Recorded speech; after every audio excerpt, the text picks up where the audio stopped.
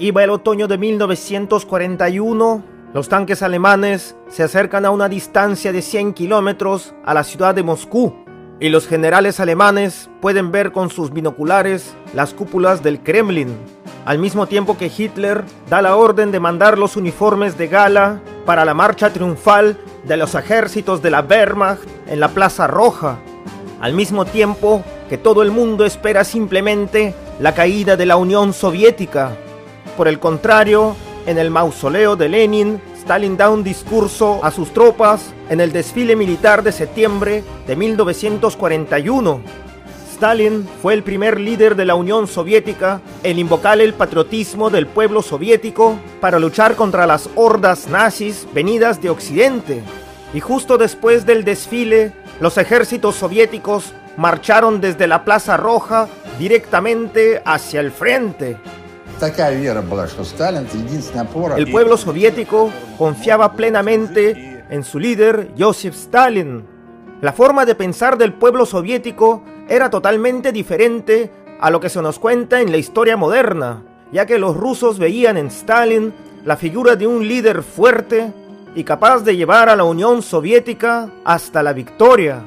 Y hasta hoy en día, muchos historiadores siguen sin ponerse de acuerdo acerca de la función y de la responsabilidad que tenía Stalin en la victoria de la Unión Soviética. Pero nadie puede negar que fue Stalin la figura más influyente de la Unión Soviética en la Segunda Guerra Mundial.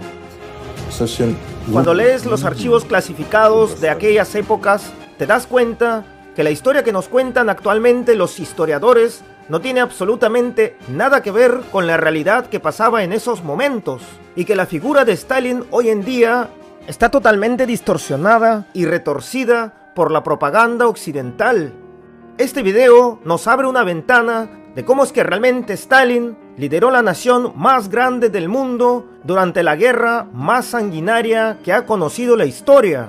Vamos a ver de cerca cuáles de sus decisiones fueron tomadas de manera acertada y cuáles fueron los errores por los que se lo culpa de las millonarias pérdidas que sufría el Ejército Rojo al comienzo de la guerra.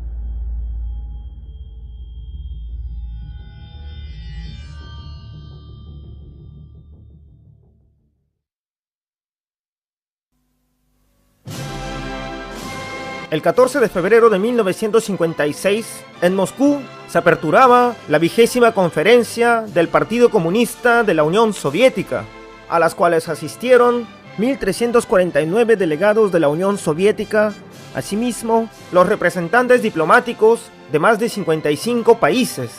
El acontecimiento principal de este suceso ocurrió durante el último día de clausura, en la mañana del 25 de febrero. En una reunión cerrada, el líder del Partido Comunista de aquel entonces, Nikita Khrushchev, clausuró la conferencia hablando del culto hacia Stalin y de las repercusiones negativas que éste había tenido durante la época del stalinismo en contra del pueblo soviético. Y fue aquí en donde se empezó a cambiar la historia y la figura de Stalin, ya que el nuevo líder de la Unión Soviética, Nikita Khrushchev, echó por tierra prácticamente todos los 30 años de trabajo que había logrado el pueblo soviético durante el gobierno de Stalin. Ahora vamos a citar literalmente las palabras de Nikita Khrushchev.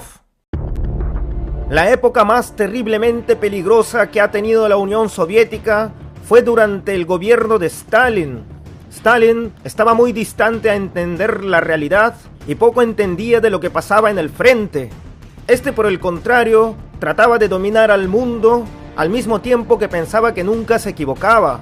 Se creía siempre dueño de la verdad y buscaba siempre mostrarse delante de todos como si fuera un gran líder, pero sobre todo buscaba siempre de demostrar que todas las victorias que había obtenido el pueblo soviético durante la Gran Guerra Patria habían sido exclusivamente obtenidas gracias a la valentía y el genio militar de Stalin y nadie más que él. Compañeros, camaradas, tenemos que terminar ahora mismo y por siempre con este maldito culto hacia Stalin. Después de las palabras de Khrushchev, nadie dijo nada, no se oyeron ningunos comentarios, ni nadie se atrevió a alzar la palabra, al mismo tiempo que el texto escrito de sus palabras fue clasificado en los archivos del Kremlin. Durante el discurso de Nikita Khrushchev, nadie se atrevió a decirle nada. Todo el mundo callaba y escuchaba lo que éste decía. Durante su sermón, un silencio de muerte abrazaba la sala, que hasta se podría decir que se podían oír las moscas volar. Obviamente, toda la sala estaba totalmente sorprendida por la conferencia de Nikita Khrushchev. Y por más de que esta conferencia la hayan querido hacer cerrada, al fin y al cabo, todos los diputados repitieron el mismo discurso de Nikita Khrushchev con los demás trabajadores gubernamentales de menor rango, y así se fue pasando de boca en boca el discurso del nuevo líder de la Unión Soviética. Y después de todo esto, la nación se partió en dos. Un grupo que se negaba a creer que esto pudiera ser cierto, ya que preferían apoyar a Stalin, mientras que la otra parte estaba totalmente de acuerdo con las nuevas palabras de Nikita Khrushchev, reconociendo al stalinismo como lo peor que le hubiera pasado a la Unión Soviética, tirando por tierra 30 años de desarrollo que había tenido la nación durante el gobierno de Stalin, así como la victoria de la Unión Soviética frente a la Alemania nazi. Después de 1956, en la Unión Soviética y en el mundo empezaron a haber dos conceptos diferentes hacia la persona de Stalin. Una parte lo consideraba un sabio político, mientras que la otra un sanguinario dictador.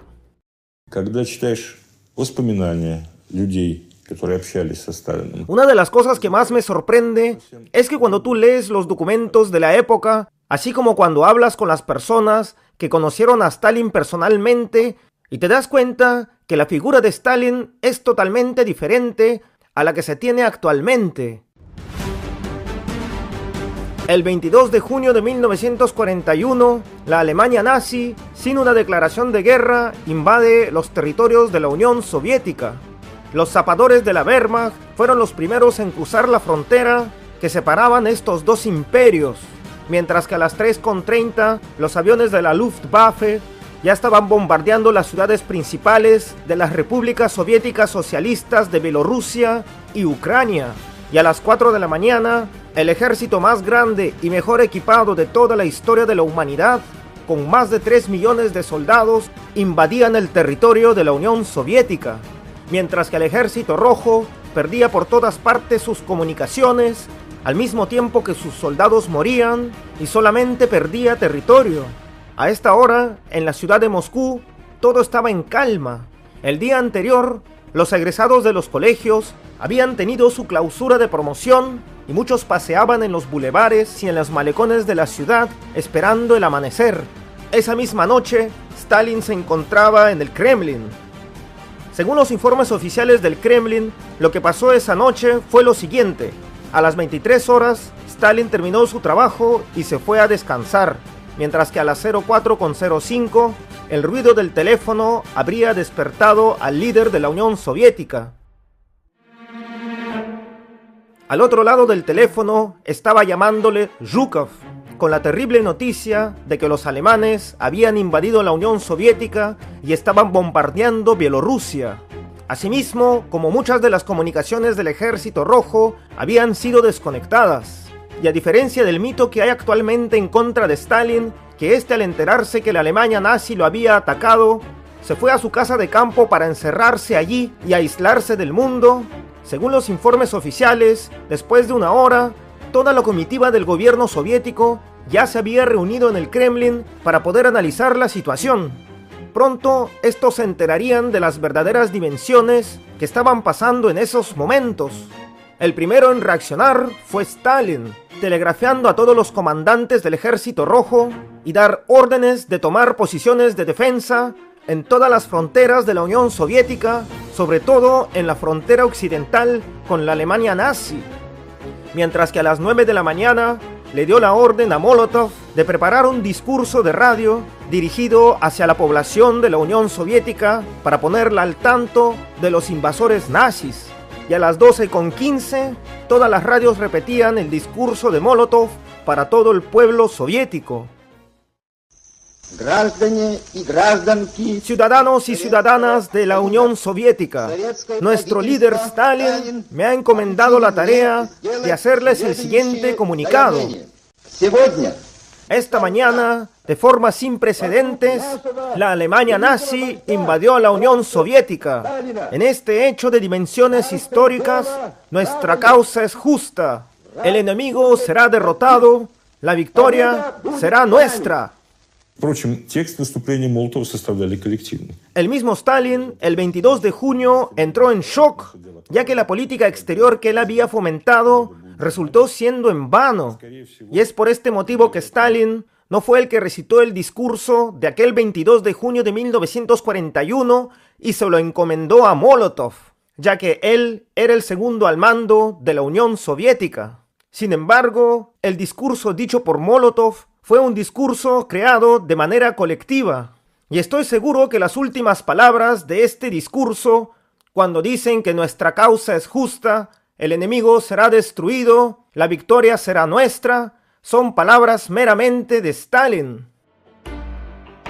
La sorpresiva invasión de la Alemania nazi en la Unión Soviética puso al Ejército Rojo al borde de la aniquilación. Solamente después de una semana de la invasión a la Unión Soviética, más de 250 soldados del Ejército Rojo se habían rendido frente a las hordas nazis, mientras que en la frontera occidental de la Unión Soviética se había perdido toda la comunicación con el mando del ejército. En Bielorrusia empezó el pánico. Miles de soldados se rendían o resultaban huyendo, abandonando sus puestos de vigilancia. Mientras que los soldados de los países bálticos y la Ucrania soviética, estos prácticamente les abrieron el paso a las fuerzas de la Wehrmacht para unirse después a la causa nazi en contra de la Unión Soviética. Los ejércitos de la Wehrmacht conquistaban prácticamente sin resistencia alguna el oeste de la Unión Soviética. Hoy en día se pueden ver documentos desclasificados de aquellas épocas que da la razón que a causa del sorpresivo ataque de los ejércitos de la Wehrmacht en contra de la Unión Soviética, fue que los altos mandos de esta se encontraron desubicados sin poder reaccionar a tiempo. Stalin recibía malas noticias de todo el frente, y hasta hubo momentos en que el mismo Ejército Rojo se peleaban entre ellos por no poder coordinar los contraataques en contra de los alemanes. Hasta hubo una ocasión en que los almacenes de municiones que estaban destinados al ejército bielorruso soviético fue volado sin querer por los mismos soviéticos, ya que estos pensaban que los alemanes se habían hecho con el almacén de municiones. Sin embargo, todo había sido por culpa de la confusión y la mala comunicación entre los comandantes soviéticos, mientras que toda la población del oeste de la Unión Soviética, en lo que incluye la Ucrania soviética, Bielorrusia y Rusia, empezaron una huida catastrófica y desordenada hacia el centro de la nación. Как потом писалось, что Сталин вообще бросил все дела и... A diferencia del mito creado en Occidente, que los primeros días de la guerra, Stalin se fue a descansar a su casa de campo, este por el contrario, estaba día y noche trabajando en el Kremlin. Tenía reuniones prácticamente día y noche, y cada una de estas duraba de entre 5 a 8 horas.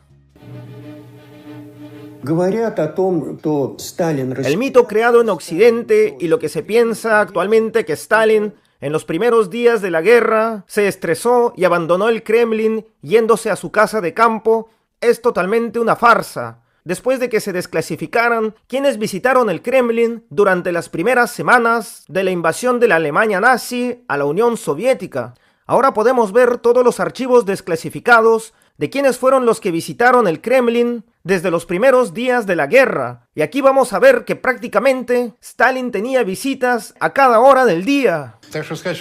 Y podemos decir que hasta una semana después, este trabajaba día y noche para poder unir los cabos sueltos y formar una resistencia del Ejército Rojo en contra de la Wehrmacht. El 28 de junio sucedió otra nueva catástrofe. Los alemanes habían tomado Minsk, al mismo tiempo que más de 300.000 soldados soviéticos se rendían frente a las hordas nazis. Ahora esto le daba a la Wehrmacht un camino directo hacia Moscú. Y aquí fue que a Stalin realmente lo abandonaron las fuerzas. Esto tuvo que irse a su casa de campo para poder descansar después de los días tan duros que había pasado, durmiendo con suerte de 2 a 3 horas diarias. Pero no es que Stalin se haya ido totalmente inconsciente de la magnitud del problema que tenía. Aún estando dentro de su casa de campo, Zhukov mantuvo plenamente comunicación con Stalin durante prácticamente toda la estadía de este en su casa de campo, al mismo tiempo que le hace entender la magnitud del problema que tenían por la pérdida de la capital de la República Soviética de Bielorrusia, a lo que Stalin le respondió entonces que todo estaba perdido. A la mañana siguiente, los representantes del gobierno de la Unión Soviética, Molotov, Voroshilov y Mikoyan, fueron a visitar a Stalin a su casa de campo. Estos sabían lo que Stalin representaba para el pueblo soviético y tenían que devolverlo hacia el lugar a donde él pertenecía, al Kremlin. Y el 30 de junio, Stalin vuelve al Kremlin, donde le es presentado el plan de defensa del Ejército Rojo frente a la invasión de la Alemania nazi. Y todo esto lo podemos ver en los archivos del Kremlin de esas épocas. A diferencia de lo que se piensa actualmente, que Stalin estaba totalmente descomprendido y fuera de la realidad, muy al contrario de esto, se puede decir que él era el que más trabajaba para poder normalizar la situación en el frente. Según las palabras del mismo Mikoyan, cuando ellos llegaron a ver a Stalin, este los vio con una cara como si ellos fueran a arrestarlo.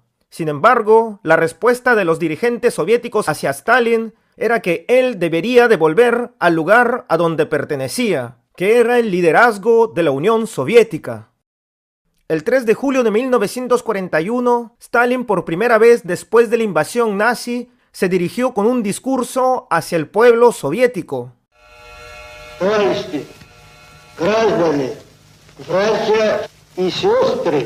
Saludos a todos, ciudadanos, hermanos y hermanas.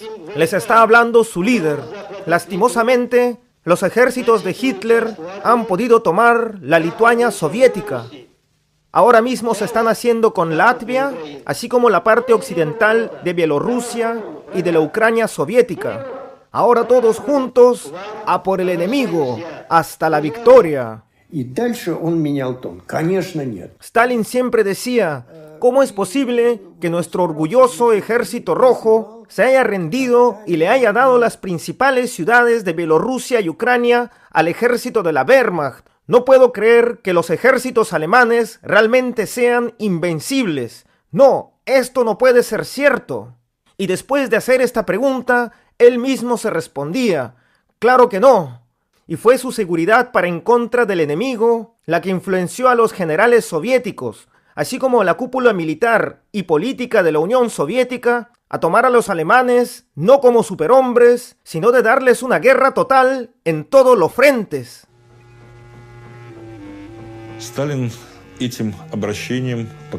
Stalin con estas palabras le demostraba a todo el mundo que la Unión Soviética tenía un líder fuerte, que no vacilaría y tampoco se rendiría ante el enemigo. Un líder que iba a seguir luchando y que iba a obligar a su pueblo a defenderse hasta el final.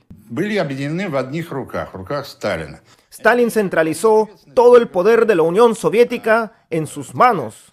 Este se confirió él mismo prácticamente 5 puestos imposibles de realizar para una sola persona. Stalin fue ministro de Defensa del Ejército Rojo, fue el presidente de ministros del Partido Comunista, fue el comisario general del pueblo soviético y prácticamente todas las esferas más influyentes del gobierno soviético estaban dirigidos directamente por él. Todos estos poderes fueron centralizados en sus manos. Todo esto, más que poder y responsabilidad, era más que todo una tarea imposible de realizar para una sola persona. Sin embargo, muy a diferencia de lo que muchos piensan, todas estas funciones fueron realizadas muy bien bajo la dirección de Stalin. Lo primero que hizo Stalin fue castigar a todos los culpables del pandemonio creado en el Ejército Rojo durante los primeros días de la invasión de la Alemania nazi. El 22 de julio de 1941 fueron fusilados el comandante general del Ejército del Oeste, el comandante Pavlov, el jefe de las comunicaciones de la región occidental de la Unión Soviética, Grigoriev, el comandante del Cuarto Ejército, Krapkov, y el jefe de comando del Ejército del Oeste, Klimovsky. En pocas palabras, se empezó una limpia dentro de los comandantes del Ejército Rojo, y después de esto, cada comandante respondía directamente de la responsabilidad que tenía con su ejército frente al mismo Stalin. Sacado de las memorias de Vasilievsky, durante los primeros días, Stalin estaba muy seguro de sí mismo y de su liderazgo en la defensa del país. Este pensaba que si las cosas no salían respecto al plan, entonces tenía que cambiar de comandante. El 25 de agosto de 1941, Hitler cambió las metas principales de los planes alemanes, en donde incluía que Moscú ya no sería la meta principal de la Wehrmacht durante la campaña de verano de 1941. Todo lo contrario, ahora la meta principal sería la toma del Donbass y de Crimea. Los alemanes estaban muy decididos de eliminar primeramente al ejército sur del Ejército Rojo. Así que Hitler toma una de las decisiones más polémicas de la Segunda Guerra Mundial. Envía los tanques de Guderian desde el oeste que estaban yendo a rumbo hacia Moscú para hacerlos cambiar hacia el sur y hacia el este, hacia la región del Donbass en la Ucrania soviética. Para detener a Guderian, Stalin mandó a uno de sus comandantes favoritos, un participante de la guerra civil rusa, el comandante Andrei Yeremenko. Durante los primeros meses de la guerra, Stalin estaba muy apegado hacia sus antiguos comandantes que le habían servido durante la guerra civil rusa. Hasta delante del mismo Stalin, Andrei Yeremenko le prometió a Stalin que le daría batalla a Guderian y que lo atraparía y lo traería a Moscú para que éste fuera juzgado en delante de él. Stalin, después de escuchar estas palabras, se emocionó y dijo: "Esta es la clase de comandantes que nosotros necesitamos a la cabeza del Ejército Rojo". Y como era de esperarse, al comandante Andrei Yeremenko no le salió la jugada. Lastimosamente, al comienzo de la guerra, Stalin apostó por muchos comandantes que no daban la talla para la nueva magnitud de la guerra que se estaba viviendo en esos momentos. A comienzos de septiembre, los alemanes ya estaban a las afueras de Kiev, al mismo tiempo que Zhukov le pedía a Stalin órdenes para poder sacar al ejército de la ciudad, ya que según Zhukov, esta era la única manera de poder salvar el ejército que estaba en la ciudad de Kiev. Sin embargo, Stalin estaba convencido que la ciudad de Kiev no se tenía que dar al enemigo bajo ninguna circunstancia, y por este motivo, Zhukov fue relegado de su puesto de comandante del Ejército Rojo. Al comienzo de septiembre, los alemanes se encerraron con la estrategia de tenazas, rodeando al Ejército Rojo que se encontraba en esa ciudad. El 15 de septiembre, toda la ciudad fue rodeada y aislada de la nación soviética. Después de eso, se rindieron más de 450,000 soldados del Ejército Rojo. En la bolsa de Kiev se rindieron el máximo número posible de soldados durante toda la historia de las guerras de la humanidad. La ciudad de Kiev, la capital de la Ucrania soviética, fue tomada y el ejército de la Wehrmacht seguiría su conquista hacia la ciudad de Moscú. La última de las defensas de la ciudad de Moscú era la línea de Mozhaisky. Esta línea pasaba por las ciudades de Volokólamsk, Mozhaisk y Maloyaroslavets, y durante aproximadamente 3 meses, la línea de defensa de Mozhaisky fue organizada por más de 150,000 personas, las cuales cavaron 170 kilómetros de trincheras y líneas de defensa. Sin embargo, detener el ataque de los alemanes en esta línea de defensa fue una tarea casi imposible. El 3 de octubre fue derrotada la ciudad de Ariol. mientras que el 6 los alemanes ya habían tomado la ciudad de Briansk. Para el 13 de octubre los alemanes ya habían conquistado las ciudades de Kalugu y Vyazma, mientras que el 14 Tver. Durante la toma de estas ciudades se rindieron más de 500.000 de soldados del Ejército Rojo. En estos momentos Stalin se encontraba desesperado. Más tarde, el ministro del gobierno Chedaev recordaría: Stalin dentro de su gabinete iba de un lado para el otro de manera nerviosa. Saber que no podía detener a los enemigos lo volvía prácticamente loco. Durante todo el tiempo que había conocido a Stalin, siempre había sido un hombre muy tranquilo. Sin embargo, las circunstancias en las que vivíamos en ese momento lo acercaban prácticamente a la locura. Estaba enfadado, quisquilloso y muy emocional. Al mismo tiempo, los bombarderos de la Luftwaffe se acercaban cada vez más y más hacia la ciudad de Moscú. Hasta hoy en día sabemos que algunas bombas incendiarias fueron detonadas en el Kremlin. Algunas de estas bombas cayeron justamente en el mismo edificio en el que Stalin tenía su gabinete. Debido a las bombas que cayeron en el Kremlin, más de 900 funcionarios perdieron la vida a causa de los bombardeos. Una de las bombas cayó sobre la torre Spassky, mientras que otra dañó el cañón del zar. Una bomba cayó no muy lejos del mismo gabinete de Stalin, haciéndole reventar las ventanas. El 15 de octubre, cuando a los alemanes le quedaban menos de 100 kilómetros para llegar a la ciudad de Moscú, Stalin empezó sus preparativos para ser desalojado del Kremlin y poder huir hacia la retaguardia. El 15 de octubre de 1941, los alemanes rompieron la última línea de defensa, que fue la línea de Majaysky, y así fue como en la ciudad de Moscú empezó el pánico y el sálvese quien pueda. Y el 19 de octubre, el alto mando soviético toma la decisión de trasladar a los líderes de la nación hacia la retaguardia. En primer lugar, se llevarían a todos los representantes de los gobiernos extranjeros, que incluían cónsules y embajadores. El 15 de octubre tenían que ser trasladados todos los jefes de gobierno de la Unión Soviética. Asimismo, se tendrían que hacer volar todos los edificios administrativos para no dejarles nada a los alemanes. Dentro de esto estaba el metro, las líneas ferroviarias y de comunicación.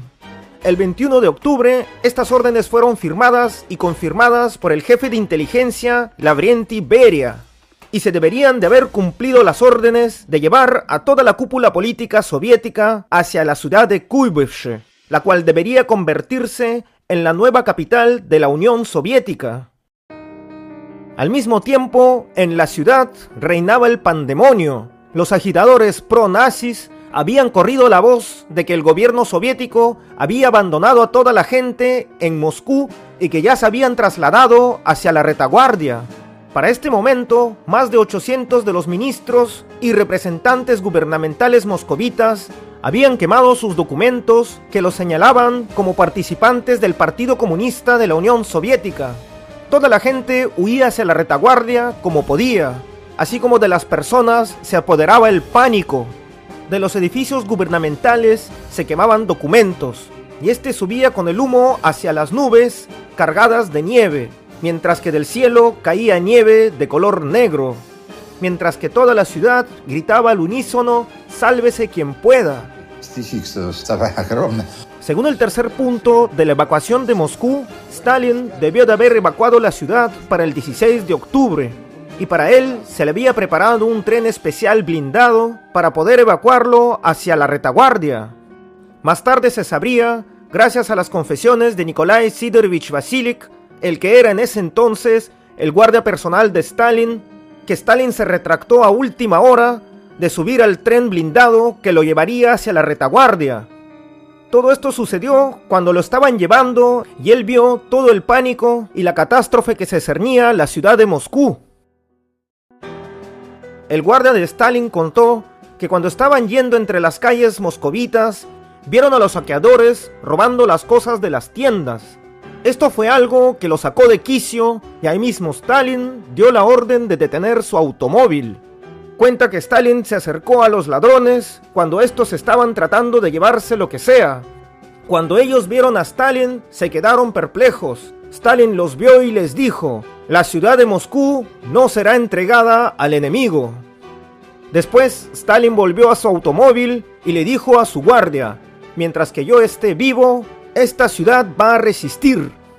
Esto estamos hablando que Stalin se retractó en el último minuto de abandonar la ciudad de Moscú en un tren blindado especial que ya le habían preparado especialmente para él. Así que Stalin se negó a abandonar la ciudad de Moscú. Dijo que se quedaría y en ese momento decidió ligar su destino con la suerte que tendría la ciudad de Moscú. Y según las mismas palabras de Vasily Nikolai Sidorovich, guardia personal de Stalin, ni siquiera el mismo Stalin en ese momento estaba seguro de lograr su cometido. Así que el automóvil dio la vuelta y volvimos hacia el Kremlin. Después de llegar al Kremlin, Stalin dio el mandato de poner en orden absolutamente todos los organismos gubernamentales de la ciudad de Moscú. Lo primero que hizo fue poner a la ciudad en modo de defensa. Se implementó el toque de queda y se dio la orden de fusilar en el acto a todos los provocadores, desertores y saqueadores. Al mismo tiempo, Stalin llamó personalmente a Zhukov para que éste viniera a comandar la defensa de la ciudad.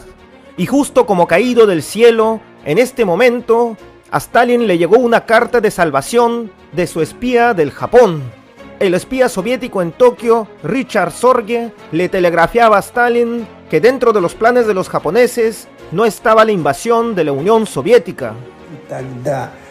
Esta carta telegrafiada por Sorge prácticamente fue la salvación de la Unión Soviética, ya que Sorge aseveraba que el imperio japonés no atacaría el este de Siberia de la Unión Soviética, y con esto Stalin le daría las órdenes a los ejércitos siberianos para poder trasladarlos desde la parte más recóndita oriental de la Unión Soviética hacia el frente al oeste de Moscú, y estos fueron prácticamente los batallones que salvaron a Moscú de ser invadida durante el mes de octubre de 1941. A comienzos de noviembre, la invasión alemana fue detenida, y el 6 de noviembre, Stalin dirigiría un discurso hacia todos los miembros del Partido Comunista de la ciudad de Moscú en el metro Mayakovsky.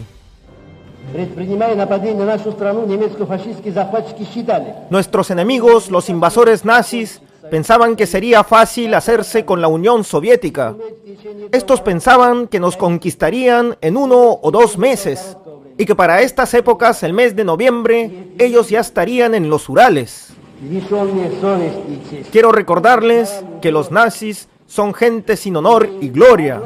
Los nazis son gente con una moral animal, que tuvieron el descaro de invadir a la madre Rusia y de eliminar sinvergüenzamente al pueblo ruso, el pueblo de Mikhail Bayenev, a los descendientes del gran Chernyshevsky, de Pushkin y de Tolstoy, así como del gran compositor Tchaikovsky, Gordov y Chekhov, Rechenov y Pavlov, Pelpinov y Surkov, así como los grandes generales que vencieron a Napoleón, Suvorov y Kutuzov. Los invasores alemanes piensan tener una gloria victoriosa dentro de esta guerra por la eliminación con el gran pueblo ruso. Yo les digo, si los alemanes quieren tener una guerra por la eliminación, ellos y la recibirán.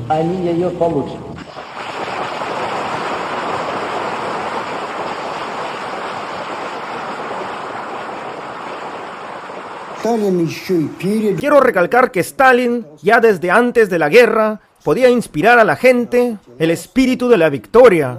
No olvidemos que él había participado en la Revolución Rusa, así como había ganado la guerra civil, había industrializado todo el país y ahora se encontraba delante de lo que podríamos decir sería la empresa más grande de toda su vida.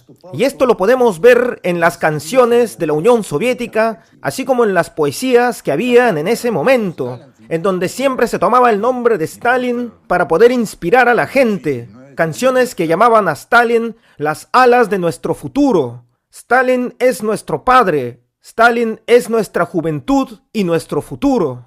Y ya que millones de ciudadanos soviéticos eran inspirados por el nombre de Stalin, todos estaban esperando cuando éste dirija su discurso hacia el pueblo de la nación. Y a diferencia de su homólogo y demagogo alemán, Hitler, Stalin se presentaba muy rara vez en público, al mismo tiempo que prefería mandar su mensaje a la nación únicamente cuando éste era necesario.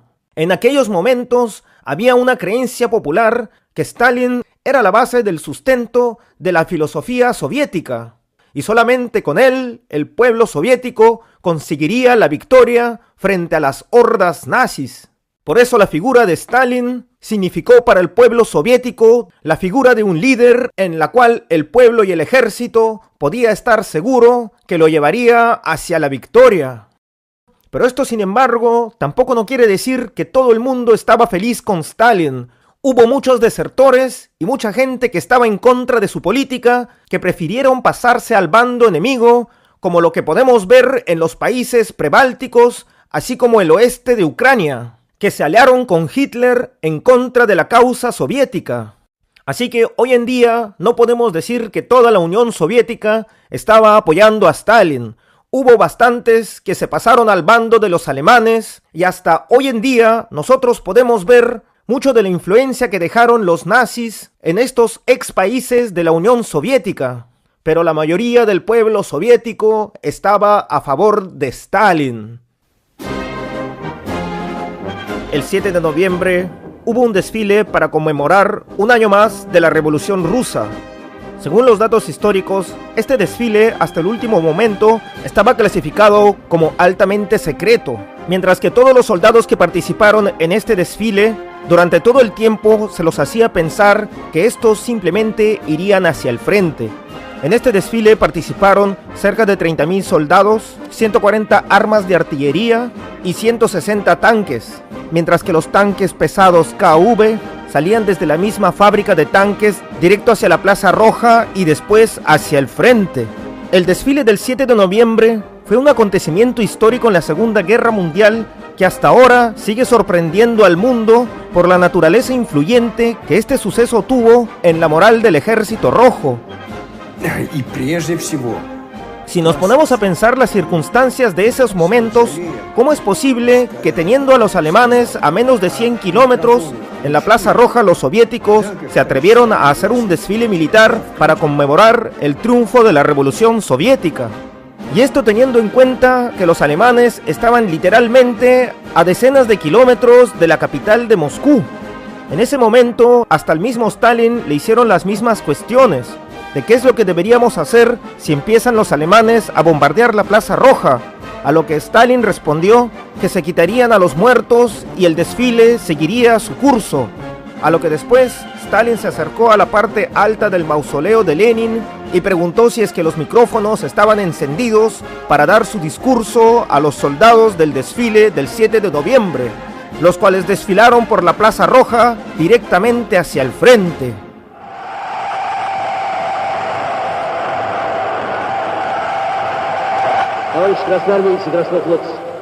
Compañeros soldados del Ejército Rojo y marineros de la Armada Soviética, guerrilleros y guerrilleras, a ustedes los está mirando todo el mundo, ya que saben que son los únicos capaces de eliminar a los ejércitos de la Alemania nazi. Y no vacilemos en que no solamente podemos, sino que debemos eliminar a los ocupantes alemanes. El enemigo resultó no ser tan fuerte como lo pintaban algunos asustadizos sabiondos. No es tan horrible el diablo como lo dibujan, y que en la batalla los acompañe el espíritu de nuestros grandes antepasados, Alexander Nevsky y Dmitri Tolstoy, Dmitri Pajarskova y Alexander Suvorov, así como Mikhail Kutuzov, y que los acompañe hasta el último el estandarte de nuestro gran líder Lenin.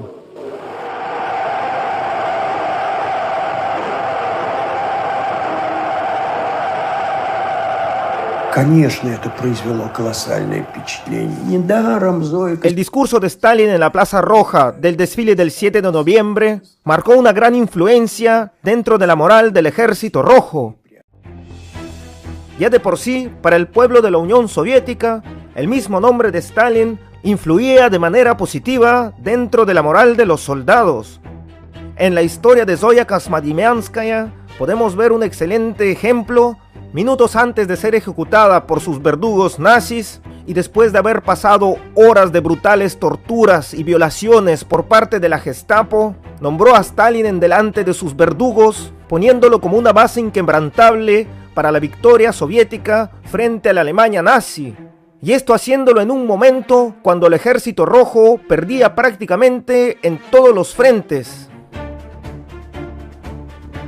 A comienzos de diciembre de 1941, el Ejército Rojo empezó su gran ofensiva que botaría a los alemanes de las afueras de la ciudad de Moscú. Y esta fue la primera vez durante toda la Segunda Guerra Mundial en que el ejército de la Wehrmacht retrocedía frente a un enemigo que podía darle batalla, perdiendo a su mejor ejército, el cual se había curtido en las batallas que había tenido en Europa. El ejército alemán de la Wehrmacht había sido derrotado en las afueras de Moscú por primera vez en toda su historia. Para el invierno de 1941, Stalin comenzó a prestarle más atención a la planificación rigurosa de los planes militares de contraataque contra la Wehrmacht. Él mismo recogía toda la información necesaria, revisaba y corregía meticulosamente cada plan de contraataque que había en tal o cual frente. Y hasta hoy en día, muchos historiadores atribuyen muchos de los mejores planes de contraataque del Ejército Rojo a Stalin como autor principal de dichos planes. Stalin, en pocas palabras, entendía mucho mejor que sus generales acerca de la situación de tal o cual frente. Antes de llamar a tal o cual comandante, Stalin recopilaba toda la información necesaria acerca del frente en donde éste trabajaba. Y muchos de los comandantes se sorprendían de cómo era posible que Stalin, estando totalmente lejos del frente, estaba mucho más al tanto que ellos acerca de la situación de sus ejércitos. Muchos de los coroneles y los comandantes del Ejército Rojo después eran sorprendidos por Stalin cuando éste los ponía mejor al tanto acerca de los detalles que tenían en sus compañías, batallones y ejércitos. Y muchos se sorprendían cómo era posible que Stalin tenía una mejor percepción de lo que había en el frente que ellos mismos, sin haber salido siquiera del Kremlin. Más que nada, Stalin siempre exigía que se le dé la información más certera acerca de tal o cual frente. Este aborrecía en primera instancia que se le diera una información equivocada del frente. Podía soportar la derrota, pero nunca que se le mintiera. Una vez le llegó un informe de la captura de 100 armas de artillería enemigas, a lo que Stalin, utilizando el servicio de inteligencia de la NKVD, se enteró de la verdad del suceso, que no fueron 100 armas, sino que en total habían sido solamente 10, de las cuales 6 ya estaban obsoletas, lo que produjo en Stalin una total indignación, a lo que Stalin dijo que podría consentir un error de escritura, pero que el telegrama igualmente era revisado por un comandante. Y lo único que me dice este telegrama, que este comandante no está enterado de nada. Así que averígüenme quién es el que dejó filtrar esta información, sáquenlo de su puesto y pónganme a alguien más competente allí. Igualmente, todos los generales cercanos a Stalin más de una vez compartieron que Stalin odiaba la crítica. Sin embargo, toleraba que los grandes generales del Ejército Rojo pudieran opinar acerca de tal o cual tema. De los recuerdos del mariscal Georgy Zhukov, de lo que puedo opinar acerca del carácter de Stalin, después de todos los años de guerra, cuando trabajábamos juntos, es que éste buscaba escuchar siempre la opinión de todos los generales y comandantes de los ejércitos del Ejército Rojo, para poder así tener una mejor visión y tomar las mejores decisiones. Algo muy contrario a la figura de Stalin que tenemos hoy en día, la cual dice que Stalin era un hombre cerrado, que no le gustaba escuchar críticas o escuchar opiniones contrarias. Muy por el contrario, este siempre buscaba la opinión más certera de personas especializadas en sus cargos para poder tomar así las mejores decisiones en el campo de batalla. Pese a todo esto, todos los hombres generales y comandantes más cercanos a Stalin le tenían mucho respeto y hasta podríamos decir que se la pensaban más de 2 veces antes de decirle algo. Pero de los hombres cercanos a él, que se puede decir que nunca tuvo pelos en la lengua para hablarle directamente a Stalin tanto así que hasta sus discusiones llegaron muchas veces hasta los gritos, fue a Vyacheslav Molotov. Vyacheslav Molotov era el brazo derecho de Stalin y a él sí le permitía poder discrepar con Stalin de manera directa y sin ningún temor a cualquier represalia.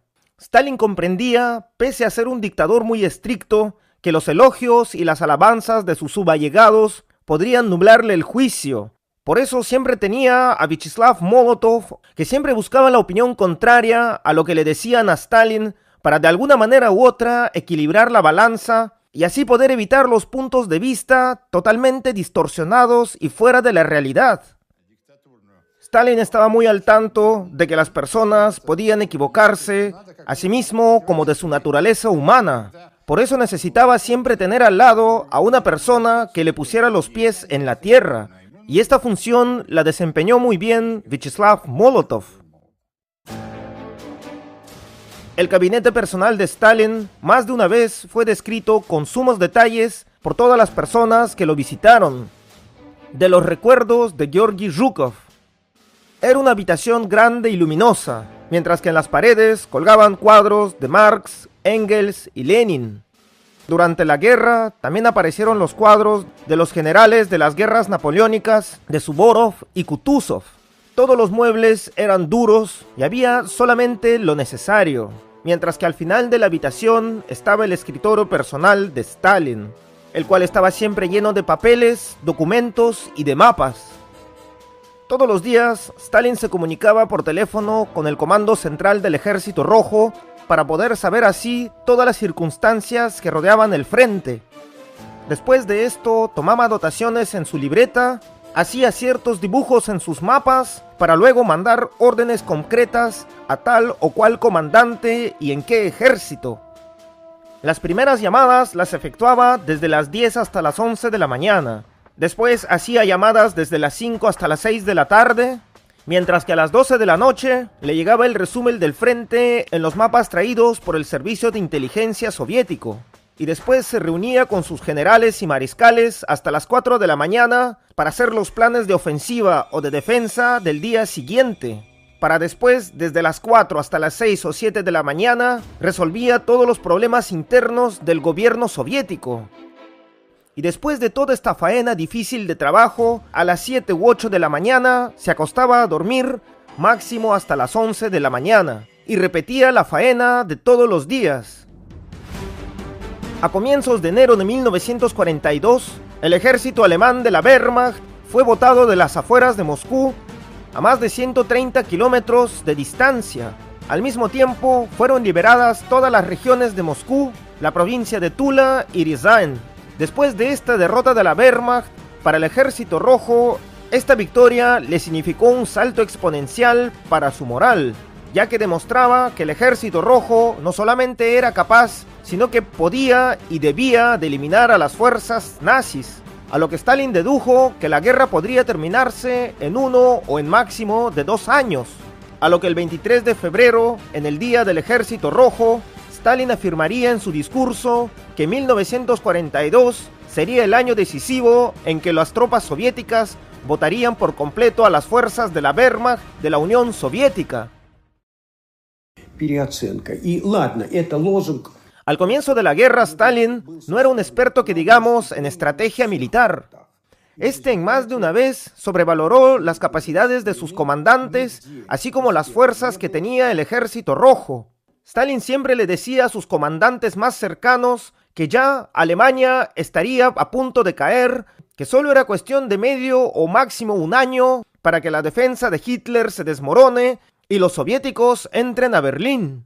Pero pese a este obstinado sentimiento de confianza, Stalin mantenía siempre los pies sobre la tierra, ya que prácticamente él participó en la organización de los planes de defensa, así como de contraataque y de ataque de las fuerzas soviéticas en el campo de batalla. En mayo de 1942 empezó la contraofensiva soviética que botaría a los alemanes de la provincia de Kharkov. 2 ejércitos del Ejército Rojo trataron de envolver al 6º ejército de la Wehrmacht del general Paulus, que se encontraban en la ciudad de Kharkov en esos momentos. En esta ofensiva participaron 640.000 soldados y 1.200 tanques, mientras que los alemanes, haciendo un movimiento de cuña, acabaron con el ataque soviético, rompieron sus defensas y terminaron en su retaguardia. Los comandantes de los ejércitos, Timoshenko y Vasilevsky, le pidieron a Stalin retroceder sus ejércitos para evitar ser embolsados por la Wehrmacht. Sin embargo, Stalin se opuso rotundamente a este movimiento. Después de una semana, la Wehrmacht había rodeado a estos dos ejércitos soviéticos, a lo que después se rindieron más de 250.000 soldados. Esta derrota del Ejército Rojo le abrió nuevamente a los alemanes las entradas hacia Stalingrado y hacia el Cáucaso, a lo que Hitler mandó a como sea tomar la ciudad de Stalingrado para poder apoderarse de los yacimientos de petróleo que había en el Cáucaso. El 7 de julio los alemanes se habían hecho con la ciudad de Voronezh, mientras que para el 23 ya había caído Rostov-na-Don. Y a comienzos de agosto, el sexto ejército de la Wehrmacht, comandados por el general Paulus, ya estaban en Stalingrado, mientras que ese mismo día, en Moscú, el primer ministro británico Winston Churchill le daba las malas noticias a Stalin de que los aliados no iban a abrir un segundo frente en Europa Occidental en contra de los alemanes. En pocas palabras, Winston había venido hasta la Unión Soviética para decirle a su aliado soviético que no iba a ayudarlo. En 1942, para Stalin, nuevamente las cosas comenzaron a salírsele fuera de control. El Ejército Rojo nuevamente comenzó a perder en todos los frentes. La ayuda por parte de Occidente se le negaba, al mismo tiempo que regresaba a la misma situación desesperada de 1941. Luego el mismo Vasilenko diría que después de la reunión con Winston Churchill, Stalin se acercó a la mesa donde estaba el mapa del mundo y señalando con su dedo la India, le dijo: nuestros aliados no nos dejan otra alternativa que mudarnos hacia la India. No tendremos otra opción que movernos hacia las colonias británicas, ya que a Inglaterra no voy a huir nunca. Sin embargo, la India me parece una opción más tentativa, le dijo Stalin. El 3 de septiembre de 1942 empezarían las batallas de casa por casa en la ciudad de Stalingrado. La batalla de Stalingrado fue la batalla más horrible y más sanguinaria de todas las batallas en la historia de la humanidad. Durante los 200 días que duró esta batalla, los alemanes hicieron más de 700 ataques, mientras que la ciudad fue bombardeada con más de 3 millones de bombas y municiones de artillería. Y como resultado de estos bombardeos, la ciudad de Stalingrado fue totalmente destruida y borrada del mapa. Y se puede decir que hasta el 90% de esta ciudad estaba en manos del enemigo. Sin embargo, fue gracias que se mandó a los refuerzos en su tiempo que se pudo salvar a esta ciudad de ser tomada totalmente por los alemanes. Y al final fue el Ejército Rojo quien contraatacó, rodeó y derrotó al sexto ejército del general Paulus en Stalingrado. Hoy en día sabemos que fue la pérdida de la ciudad de Stalingrado la que le dio la estocada de muerte al ejército de la Wehrmacht. Se puede decir que después de Stalingrado, Hitler, con todas sus hordas nazis, tuvieron un golpe moral tan fuerte que no pudieron superar nunca más, y fue Stalingrado el que le dio la iniciativa al Ejército Rojo en la guerra. Fue después de Stalingrado que nuevamente Stalin decidió regresar ciertas costumbres que había en el antiguo ejército del zar al Ejército Rojo, como por ejemplo, se devolvió al ejército las correas que utilizaban en los hombros para poder distinguir así los rangos que había entre los soldados, así como también las compañías y batallones podían subir de nivel hacia el grado de guardia. También se volvió al campo de batalla al grado de los oficiales. Asimismo, también se devolvieron las condecoraciones de Alexander Nevsky, así como las órdenes de Suvorov y Kutuzov. En agosto de 1943, nuevamente se abrieron las academias militares de Sudorov, como en los tiempos de la Rusia imperial del zar. Stalin sabía muy bien que su mismo nombre infundía en los soldados un gran espíritu de lucha, pero también sabía que la idea de ser comunista y por el comunismo los soldados no iban a arriesgar sus vidas. Así que era menester encontrar alguna idea nacional para poder inspirar el nacionalismo en el pueblo durante la batalla. Y esta idea nacional se encontraba en la misma historia de Rusia, durante las victorias de la época zarista en contra de las hordas occidentales europeas que fueron vencidas y derrotadas por los comandantes de la Rusia imperial zarista, como por ejemplo en la derrota de Napoleón, la derrota de los suecos o de los polacos. Y esto Stalin lo hizo muy bien. El 6 de marzo de 1943, el Comité del Gobierno de la Unión Soviética condecoró a Stalin con el grado de mariscal. Y desde ese momento Stalin empezó a presentarse con el uniforme militar en todas las reuniones oficiales. Y más de una vez a Stalin le otorgaron la máxima distinción militar en la historia de la humanidad, la Orden de Generalissimus. Sin embargo, Stalin, durante la guerra, siempre rechazó este título, el cual lo aceptaría únicamente después de haber ganado la guerra. Stalin, durante toda su vida, fue muy escéptico a la hora de escoger su ropa. Siempre elegía vestimentas simples y sencillas, mientras que su uniforme de gala lo utilizó únicamente durante los desfiles militares. Stalin tenía diferentes órdenes que había ganado durante la guerra. Igualmente, fue condecorado en más de una ocasión con diferentes órdenes extranjeras. Sin embargo, este nunca se lucía con ellas, ni tampoco se las ponía. Este podría haber andado con todas sus órdenes, luciéndose a diestra y siniestra. Sin embargo, en sus fotos podemos verlo muy sencillo, a duras penas, con las estrellas de la Orden de Héroe de la Unión Soviética y con sus correas de Generalísimo. Y no era que se avergonzaba, sino que simplemente a él estas les eran incómodas. Stalin había crecido en una familia muy pobre, mientras que los médicos en su niñez ya le habían prognosticado la muerte prematura. Las enfermedades que éste había tenido en su infancia repercutieron en su vida de adulto. Tenía las piernas enfermas, y más de una vez trataron de obligar a Stalin a cambiarse sus botas viejas.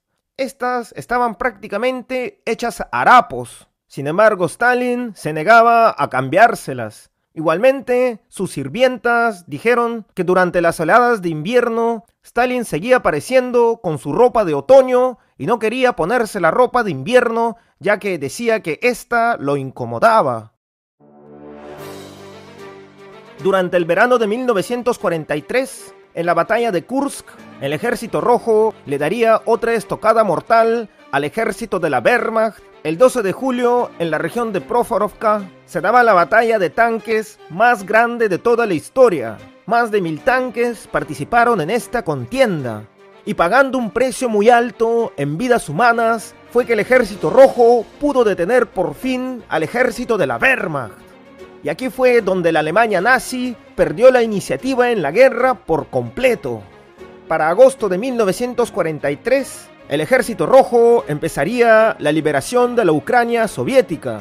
La liberación de Ucrania le daría al Ejército Rojo un mayor campo de maniobrabilidad para liberar después a los países ocupados de Europa del Este. Después llegarían las liberaciones de Rumania y Polonia. Así que la derrota total de la Alemania nazi era solo cuestión de tiempo. Ahora, cuando el Ejército Rojo ya liberaba a los países de Europa del Este y prácticamente la Alemania nazi ya estaba derrotada, a los aliados británicos y estadounidenses se les ocurrió la buenísima idea de abrir el segundo frente en Francia. Y todo esto fue planeado y decidido de antemano con la participación de Stalin como líder de la Unión Soviética en la conferencia de Teherán, la cual empezó en noviembre de 1943. Una anécdota de la conferencia de Teherán era que Stalin nunca había volado antes en toda su vida, y esa fue la primera vez y la última en que Stalin subiría a un avión. Cuenta Vyacheslav Molotov que cuando estaban volando y pasaron por una turbulencia y el avión empezó a tener sus altibajos, Stalin se agarró muy fuerte de su silla y se puso pálido. Y después de este acontecimiento, la cúpula política soviética nunca más volvería a mandar a su líder, a Stalin, en un avión a ninguna parte del mundo. Durante toda su vida, el líder soviético Joseph Stalin representaría a su país, a la Unión Soviética, en más de 3 conferencias mundiales muy importantes. La primera durante la conferencia de Teherán, la segunda en la conferencia de Yalta, en la Crimea soviética, y en la conferencia de Potsdam, que se llevaría a cabo cerca de Berlín, en Alemania. Como resultado de estas conferencias, la Unión Soviética obtuvo el derecho de cobrar reparaciones a la Alemania nazi por todas las brutalidades y la destrucción cometida por estos durante la Segunda Guerra Mundial. Así como también la Unión Soviética sería una de las naciones más importantes que participaría en la creación de las Naciones Unidas. Y se puede decir que Stalin, después de la posguerra, fue uno de los diplomáticos más sobresalientes de entre todos los diplomáticos de las Naciones Unidas. Y hasta podemos decir que pese aún que él no asistía a todas las reuniones, estaba muy al tanto de todos los detalles diplomáticos que había en esta organización. Hasta hoy en día podemos ver en muchos enemigos occidentales que tenía Stalin, como por ejemplo el mismo Winston Churchill, el cual afirmó en más de una vez que de todos los diplomáticos soviéticos, al único que él respetaba y hasta admiraba era a Stalin, ya que este no solamente sabía mucha diplomacia, sino que también estaba muy empapado de las doctrinas militares que había aprendido durante la guerra. El mismo Churchill afirmó una vez que Stalin actuaba como un diplomático, pero pensaba como un militar.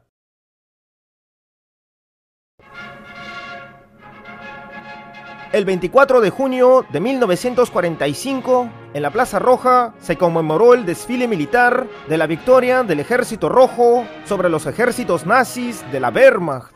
La victoria del Ejército Rojo sobre las hordas del Tercer Reich fue hecha bajo el heroísmo y el sacrificio de millones de personas del pueblo soviético, mientras que el rol que jugó Joseph Stalin en esta victoria hasta hoy en día es un tema de discusión para muchos historiadores. Durante distintas etapas de la guerra, sus decisiones le trajeron al Ejército Rojo muchas victorias, así como catástrofes muy serias, y obviamente Stalin estaba muy al tanto de todo esto. El 25 de mayo de 1945, durante la ceremonia de clausura de la victoria en el Kremlin, durante el brindis de clausura, Stalin diría las siguientes palabras: por el pueblo ruso, tuvimos momentos y situaciones desesperadas, así como también tuvimos muchos errores. Durante los primeros años de la guerra, nuestro Ejército Rojo se vio obligado a retroceder. Sin embargo, el pueblo ruso nos creyó y supo que nosotros podríamos corregir nuestros errores. Y por esta fe y responsabilidad que el pueblo ruso nos encomendó, le doy mi gran gracias. A la salud del pueblo ruso. Hoy en día no podemos negar el gran impacto en la historia que tuvo Stalin comandando la Unión Soviética durante la guerra. Tanto así que grandes políticos occidentales como Churchill o Roosevelt tuvieron que aliarse para poder contraponérsele. Fue gracias a Stalin que hoy en día está prohibido el nazismo prácticamente en todo el mundo. Y fue gracias a Stalin que los gobernantes nazis fueron juzgados y sentenciados durante los procesos de Nuremberg. Es Stalin el hombre principal detrás de que al nazismo se le considera una violación a los derechos humanos en cualquier parte del mundo. Y podemos decir que prácticamente fue Stalin el que creó un mundo bipolar después de la postguerra, el cual conduciría a la Unión Soviética y a los Estados Unidos a la Guerra Fría. Y se puede decir que Stalin luchó a toda costa hasta el final de sus días para erradicar al nazismo del mundo por completo. Algo que lastimosamente no le alcanzó la vida para poder cumplir con éxito. Hoy en día, hablar sobre la figura de Stalin y decir que fue bueno o fue malo es algo ingenuo, pero que marcó un hito en la historia de la humanidad es algo indudable.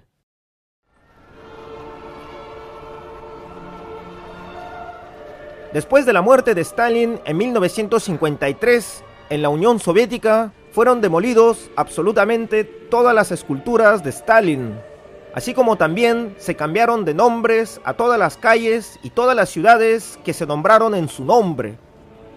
El único monumento a Stalin con su uniforme de generalísimos se había quedado en su ciudad natal de Gori, en Georgia. el cual por órdenes del presidente de Georgia, Saakashvili, fue desmontado en 2010. Actualmente, el cuerpo de Stalin descansa al lado del mausoleo de Lenin en el Kremlin.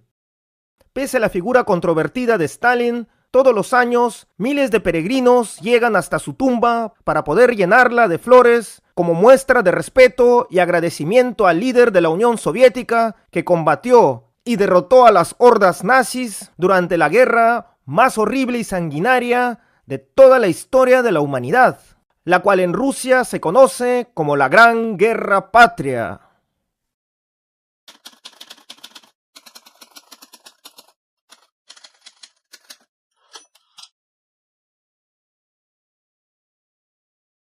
Quiero invitarles a todos a inscribirse a mi canal de Telegram, ya que la censura de YouTube no me permite enseñar cierto material que me gustaría mostrarles.